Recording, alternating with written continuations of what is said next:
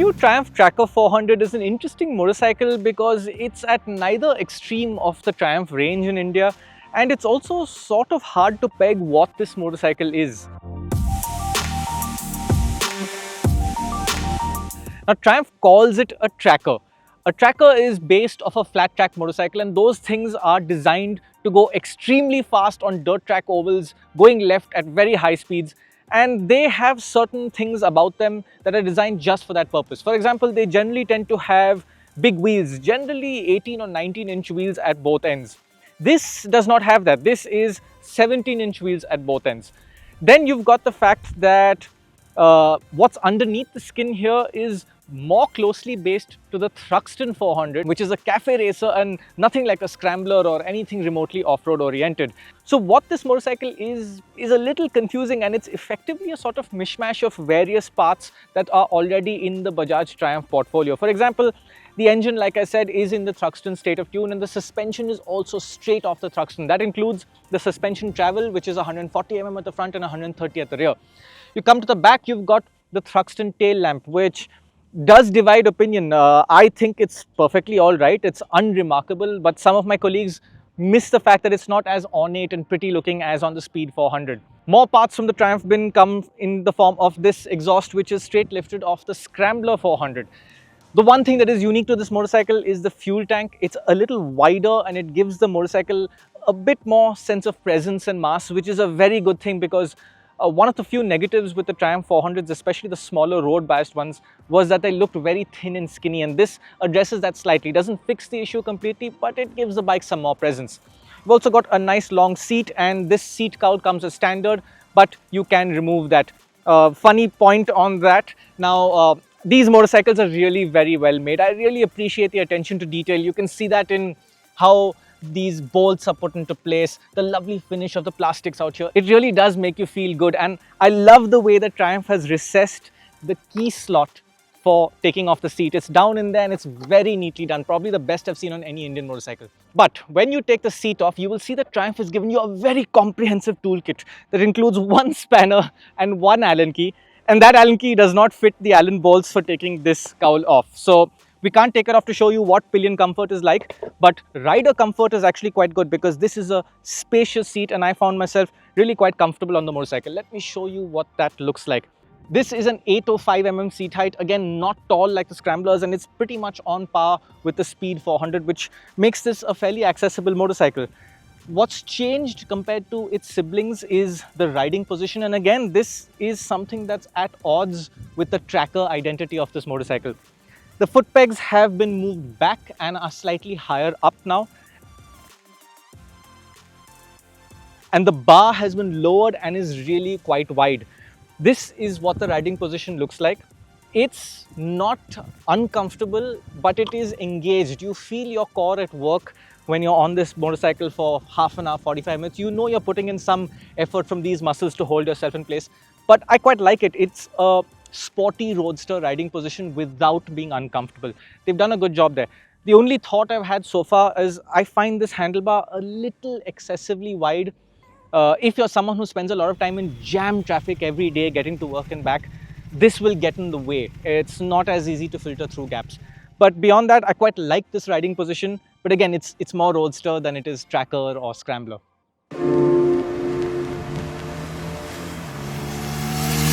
A continuation of that topic is the way this motorcycle rides.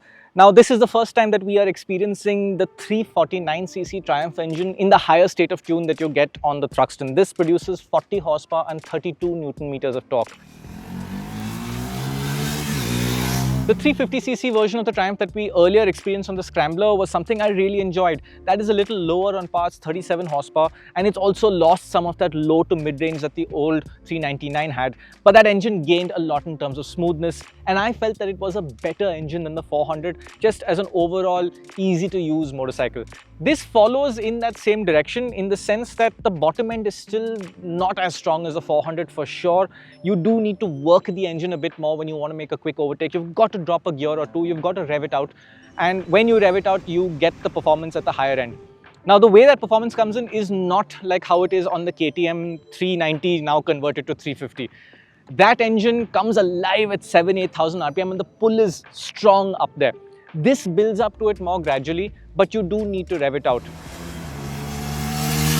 Now, unlike the engine in the Scrambler and the Speed 400, this engine does start to feel a little more harsh at higher revs. You are going to feel more vibrations, and if you like to sit at sustained high speeds, the Scrambler and the Speed will be smoother than this engine. It's something to keep in mind. Not horribly harsh, but noticeably more vibration at high RPM than its lower powered siblings.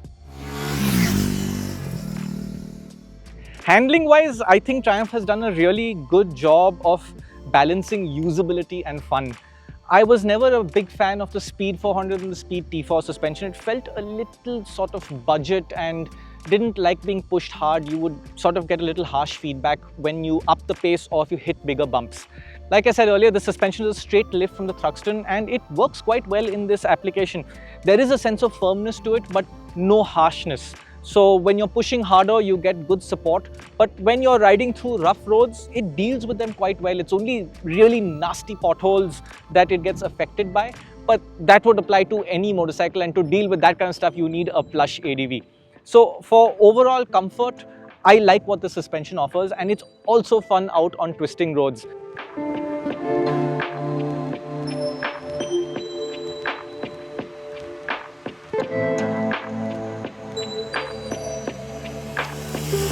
You wouldn't want to push this bike as hard as a proper KTM RC390 Duke 390, but you can have a lot of fun with it, and that's despite these tires. These MRF blocky pattern revs tires, they are radials. They worked quite well out on the road today in the dry, no issues with traction. I'm sure the bike would be even more fun with just a sticky set of 17-inch tires, of which we have a lot of good options today between manufacturers like Ricer, Apollo, Eurogrip, Seat. Everyone's making really good tires in the space. So I think this bike could be made even more fun with a better set of tires, but it does the job just fine as it is. Features wise, it's pretty much the same that you would get in the other Triumph 400 motorcycles. We've been looking at this same display on multiple Triumph models over the years now, and it still hasn't grown on me. It looks good at a glance, but the rev counter should have been where the speedometer is. It's really hard to read the revs, and the little digital display on the side looks a little empty. You do get the basics that you need. Triumph says they're not trying to overload you with features and just give you what you need. So you've got your distance to empty, fuel economy and trip meters and things like that. You've also got basic traction control. Cannot be turned off on the move. You need to come to a standstill to do it, and the bike restarts the traction control every time you cycle the key, which if you like keeping the system off, that is a little bit irritating. I don't find the system intrusive on normal riding situations, but if you're someone who likes to jump a few bumps and things like that, it can be a little intrusive, and that's when you want to turn it off. But beyond that, it's just working there in the background. In terms of unique features for this motorcycle, you get this fly screen, which does add some drama to the design. And there's also a new cast aluminum headlamp support, which again looks very good. In terms of accessories, like you'll find on the other Triumph models, there are tank bags, tail bags, different seat, bar end mirrors, very nice looking lower engine guards, some neat looking LED indicators, the usual stuff. The bar end mirrors, they do look really good, but remember they will further increase the width and reduce the maneuverability of the bike in heavy traffic, so keep that in mind. But overall, I think this is a good value for money motorcycle in that it's giving you a higher level of performance than the Speeds and the Scramblers, but it's not super expensive at about 2.46, 2.47 lakh rupees. It's in the middle of the Triumph range, and it's pretty much bang on par with the Royal Enfield Guerrilla 450, especially the new Apex model. And that bike is very similar to this in that it is more of a roadster and it has a similar sort of vibe. Although the Royal Enfield is giving you a bigger 450cc engine with much more torque, this one is slightly lighter. It's 181 kilos despite carrying 2 liters more fuel than the Royal Enfield. So it's an interesting story, and it's one we'll hopefully get to share with you soon. But that is what the Tracker 400 is like. It is undoubtedly a confused motorcycle in terms of its identity and what it's trying to be. But the fact of the matter is that it is fun to ride, it's good to ride, it's comfortable. It has more appeal than the Speed in terms of perhaps the way it looks and its size and the extra performance you're getting. So there is genuine reason to pick this over a Speed 400. And if you do that, the price difference isn't really that big. So this is an unusual motorcycle, but it also finds a nice place in the Triumph lineup.